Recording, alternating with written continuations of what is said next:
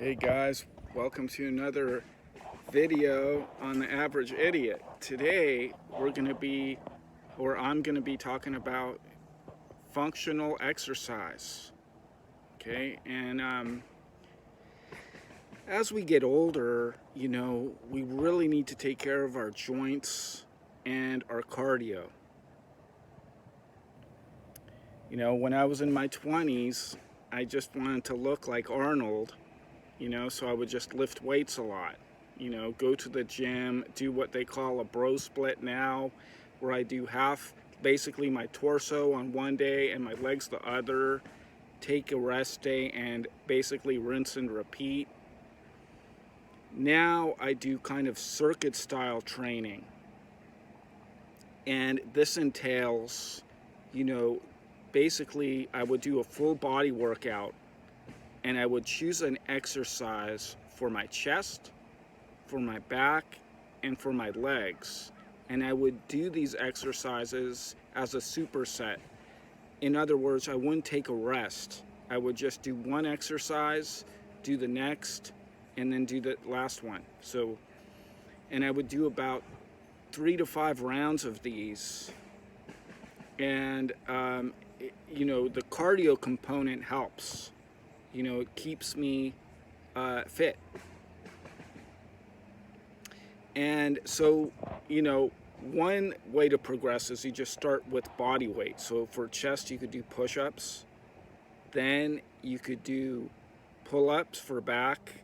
Or if you can't do pull-ups, you could do an inverted row, like buy a TRX, or even bands. You could use bands for that as well. And then do some leg exercise. So I suggest an air squat, or lunges, or a Bulgarian split squat, which is where you put your trailing leg on a bench, elevated on a bench, and you basically do a single leg squat. You could look it up, Bulgarian split squat. It's very good. And so I would do 3 to 5 sets of that for body weight, for a body weight workout. Then, I eventually progressed to weights. So what you could do is, like, if you have weights at home, or the best is to do these workouts at home, because since you do them superset style, you don't have time to wait for other people at the gym, right? So for equipment. So the weight version would be, let's say for chest, I would do dumbbell bench press. I prefer incline. Then I would do a pull-ups or a rowing exercise for back, and that would consist of, like a dumbbell row or a barbell row, and then I would choose a leg exercise. So like a goblet squat would be a good one, walking lunges with dumbbells, or the Bulgarian split squat with dumbbells. And I would do this circuit style again, where I would just do it as a superset. Now, if you need to catch your breath, of course you could take a break between the exercises, a short break, and you're going to have to take, if you do the Bulgarian split squats, you're going to have to take a break for each leg,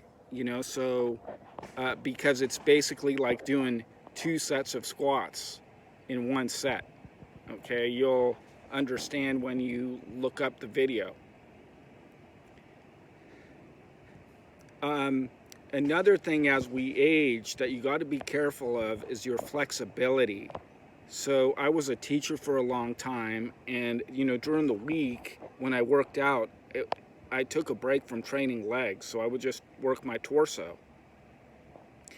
And so I noticed my flexibility sucked, and what I learned to do, I did some research, is there's an exercise for stretching your legs and your knees and your hips, and it's basically the bottom part of a squat. So if you squat all the way down as far as you could go, and you just hold it there for, try to build up to, if it's really hard for you, you don't, try to build up to 30 seconds. Okay, now how you would progress with this is you could pivot, using your hips. So you could pivot at the bottom of the movement. You could pivot to one side of your body, like shift your weight to one side using your hips, and then go to the other side. And then there's also another way, one where this is even more advanced, is where when you're at the lowest part of the squat, where you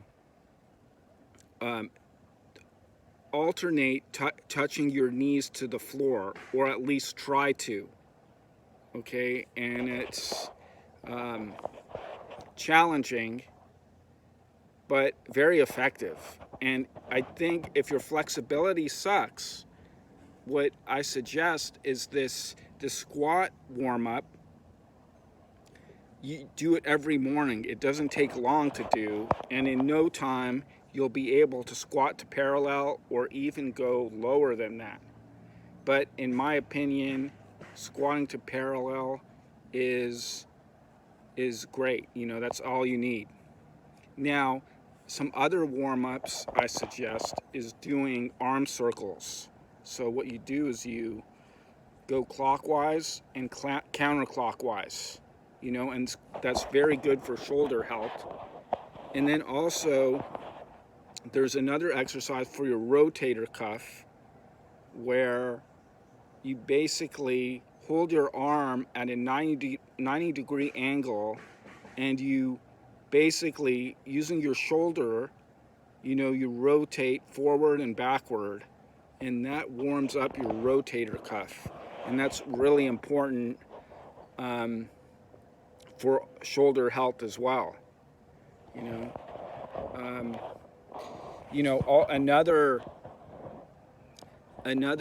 I have another hobby, which is mountain biking, and this circuit training that I do really helps for mountain biking.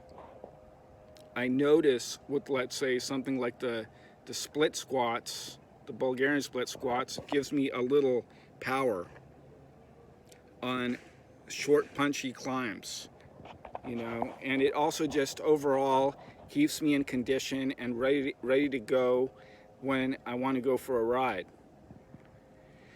Well, I hope this helps. Have a great day.